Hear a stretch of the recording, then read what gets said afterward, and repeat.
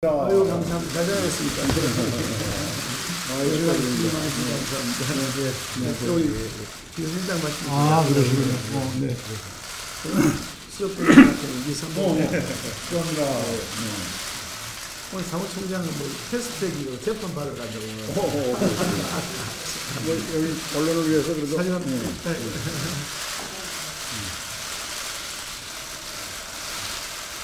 괜찮습니다. 두 분이 좀 하시죠.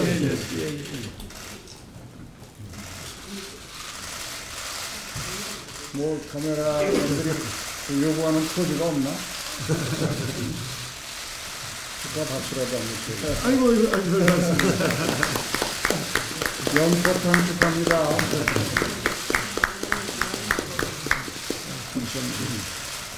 일찍 뵈려고 그랬는데 또 출장에 계셔가지고. 아, 그러니까요. 예, 순방 잘 다녀오셨는지. 아유, 정말 축하드립니다.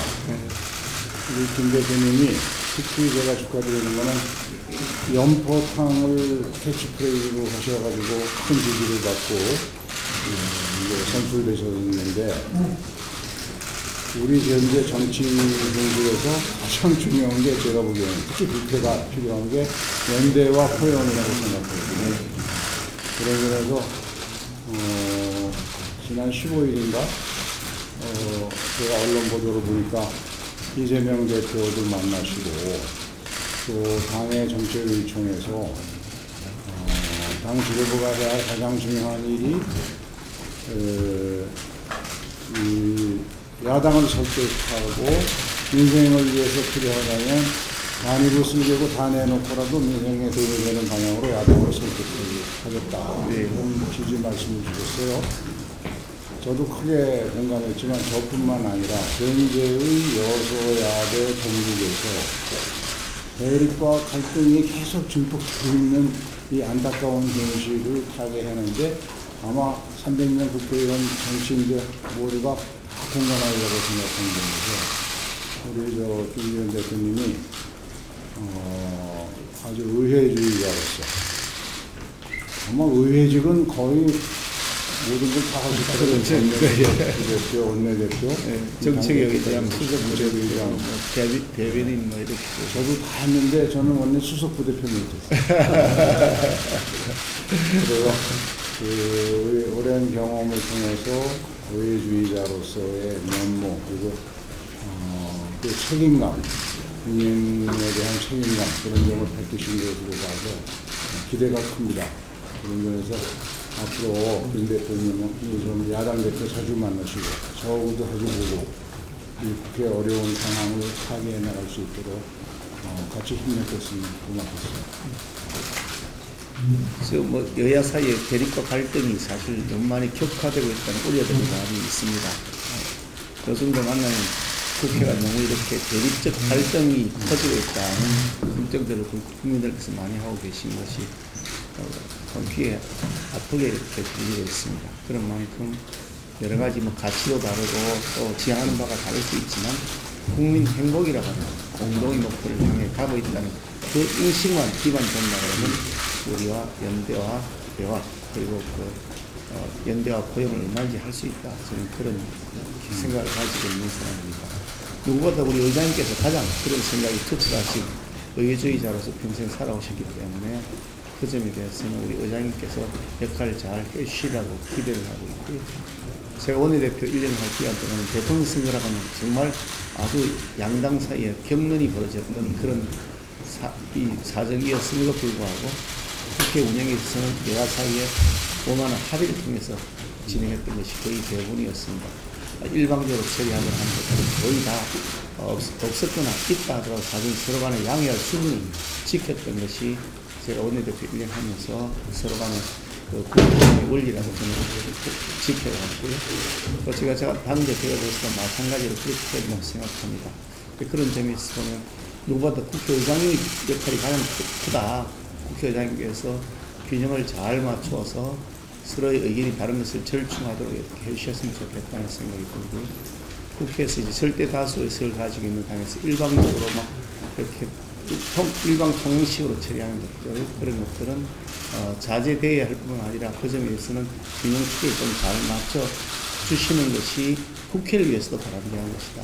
대한민국을 위해서도 바람직한 것이고 그런 역할을 좀 많이 해주셔서 된다고 말씀드리고 수시로 찾아와서 귀찮게 하겠습니다만 예. 뭐 불편하시더라도 좀 이렇게 시간 내서 말씀 많이 언제든지 드리셨으면 좋겠습니다.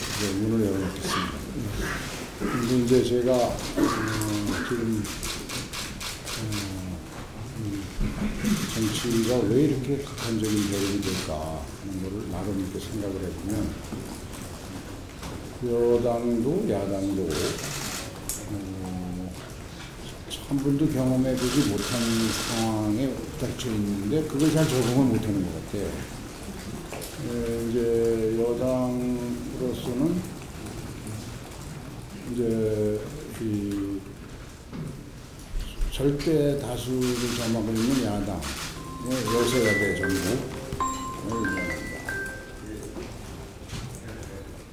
여소야대 정국이라고 하는 것에 대해서 집권하시고 이렇게 큰 의석수 차이를 가진 여소야대 정국에서 국회에 어떻게 대처해야 하는가에 대해서 정부도 여당도 아직 잘 적응이 안 되는 것 같아요. 반대로 또 야당도 사상 최소의 표차로 윤석열 대통령 정부가 탄생했는데 여기서 국회에서 압도적인 다수 의석을 가진 제1야당으로서 국회를 어떻게 이끌고 가야 되는가에 대해서 경험이 없으니까 그리고 선거는 이제 1년 앞으로 다가오고 하니까 이게 극한 대립 나쁜 상황만 부닥치는 것 같아서 이제 의회주의자로서 경험이 많으시니까 서로 머리를 맞대고 논의해서 가장 중요한 건 민생 경제 문제는 서로 합의해서 해결해 나가는 것이 여를 위해서도 야를 위해서도 그게 서로 국민의 지지를 받고 정치의 불신을 없애는 일이니까 그건 해 나가면서 서로 다른 의견은 다른 대로 조율하고 최대로 맞춰 나가도록 노력을 하면 되는데 사실은 저도 원내대표 할 때 당시 80석이 간 넘는 소수 야당의 원내대표를 해봤습니다. 근데 그때 김대중 정부 이제 마지막 해니까 여당이었죠. 그러면 이제 김대중 정부의 마지막 해 소수 절대 압도적인 표 차이로 의석수 차이로 여소야대 정부. 그런데도 많은 일을 그때 보면 해결했거든요. 마지막 해에도 법안도 처리하고 많이 했는데 그때 정부의 장관으로서 저는 그때 청와대 정책수석도 해보고 뭐 정부의 장관으로서 일을 해보고 보면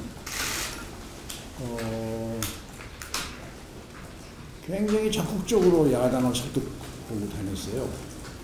근데 지금은 제가 보니까 그런 노력이 좀 부족한 거 아닌가.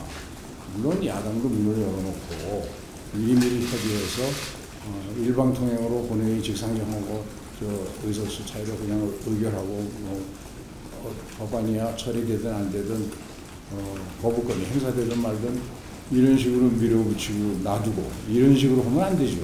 여야가 국민들을 바라보고 국민들이 어떻게 느낄까 얼마나 불안하겠어요. 여야가 서로 국회에서 사사건건 시비하고 충돌하는 위주로 정치가 되면 그런 점에서 이제 후회 정치 경험이 풍부하신 당 대표가 오셨으니까 저도 더 지금까지 그런 자세를 일해왔습니다만 더 적극적으로 여야 간의 좀 대화와 타협의 정치가 잘 이루어지도록 노력할 테니까 함께 힘을 모아주시면 고맙겠습니다.